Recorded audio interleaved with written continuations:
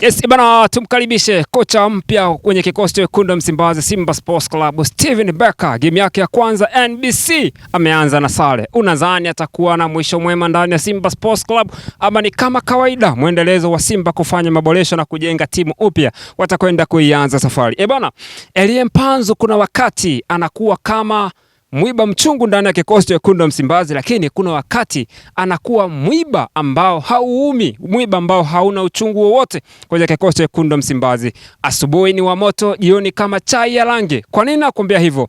Amekuwa na panda shuka ndani ya kikosi cha wekundu Msimbazi. Watu wamekuwa wakimsema yeye ni mchezaji wa mechi ndogo ndogo, lakini hata zile mechi ambazo Simba wanahitaji kupata alama tatu, basi anashindwa kufanya vile ambavyo watu wanampa matumaini makubwa.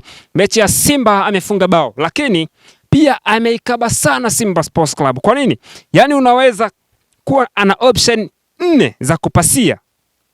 Mbele yake kuna mchezaji, yeye anaamua kujipigia kishuti kibovu kabisa, lakini pia kuna wakati unaona kabisa huu ni wakati wa kupiga pasi. Wakati huo ambao anafikiria kupiga pasi, yeye anaweza kupiga chenga na kupoteza mali kirahisi na kuweza kuharibu shambulizi na hata kurudisha mpira nyuma, kitu ambacho kimekuwa kikigharimu zaidi Simba Sports Club katika mechi nyingi. Then kuna wakati unasema kwa nini walimu wasiamue kufanya mabadiliko ndani ya kikosi cha wekundu Msimbazi Simba Sports Club?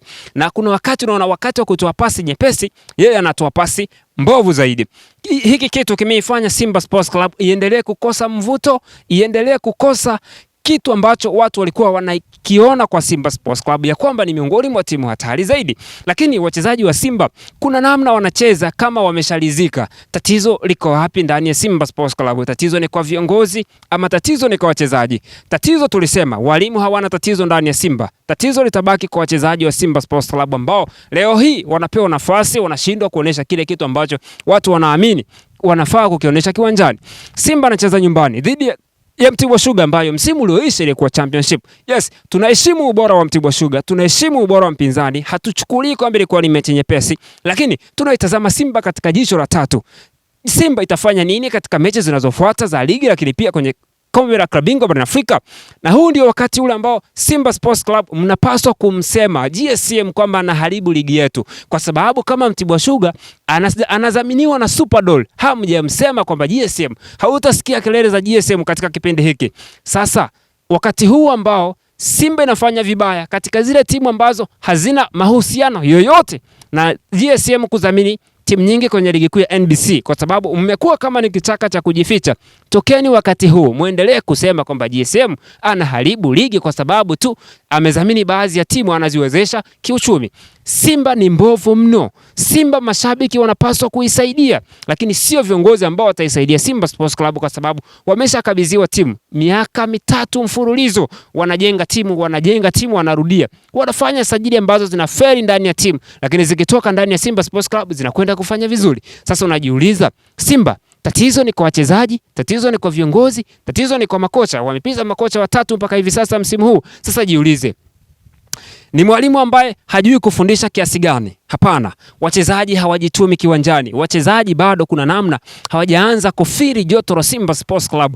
Hawatendi haki kwa mashabiki wa Simba. Simba inacheza azifu, ni timu ya kawaida. Yaani Simba inacheza kama vile imeshalizika. Simba wanacheza kama wako na ubingwa. Wachezaji hawana utulivu kiwanjani, hawana ubunifu wowote. Tunatarajia kuona baadhi ya maeneo wakiwa na ubunifu zaidi. Kwa sababu gani? Mfano Neo Maema ambaye anacheza namba 10 ndani ya kikosi cha wekundu Msimbazi, leo hii katika dakika 45 za kwanza hajatengeneza nafasi hata moja zaidi ya kupiga back pass kila wakati. Lakini wakati huo unajiuliza, ni vipi viungo wa katikati wanatengeneza nafasi kuelekea katika eneo lao la mwisho na safu ya ushambuliaji haina makali kabisa? Hii itakwenda kutoa tafsiri ya kile ambacho watu wamekuwa wakisema kwamba Simba wachezaji wameshalizika, wachezaji wanalizika wakishavaa jezi za Simba. Sasa Simba wafanyeje ili waweze kuirejesha timu? Huu ni wakati wa mashabiki wa Simba kuwa wakali zaidi, kwa sababu kama wasipokuwa wakali huu msimu, tukubali tayari wameshafeli na malengo yao ambayo walijiweka msimu huu kwamba kufanya vizuri Yes, watahitaji kutumia nguvu kubwa zaidi kuweza kuirejesha Simba katika kiwango bora, kuweza kurejesha performance ya Simba kiwanjani katika matumaini ambayo yatakwenda kufufua ndoto za mashabiki wa Simba kufanya vizuri kwenye mechi za kimataifa. Lakini kwa sasa mpaka timu ilipofikia ni asilimia zaidi ya 80 Simba wameshaferi. Hauioni performance, hauioni timu ikicheza vizuri, hauoni wakitengeneza nafasi, hauoni wakizuia mashambulizi kwa hatari zaidi. Leo hii ukitoa mechi ya Mtibwa Sugar ukawapa timu ambayo kidogo wachezaji wake wako top class, wangeweza kuondoka na alama 3 katika uwanja wa Meja Jenerali Samuyo jijini Dar es Salaam dhidi ya Simba.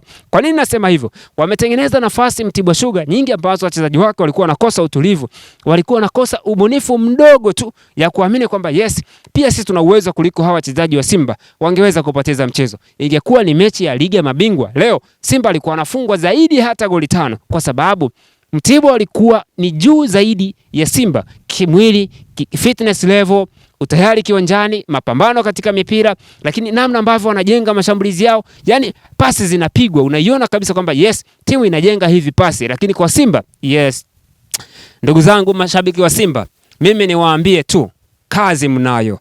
Nenda mkapige dua, nenda mkasali, muiombee Simba, kwa sababu bila kufanya hivyo Simba hii sioni mimi ikifanya vizuri katika mechi ambazo zinazofuata. Na mbaya zaidi wanacheza dhidi ya Esperance de Tunis ambayo pia inahitaji matokeo kiwanjani, na timu zingine ambazo pia zinahitaji matokeo kiwanjani.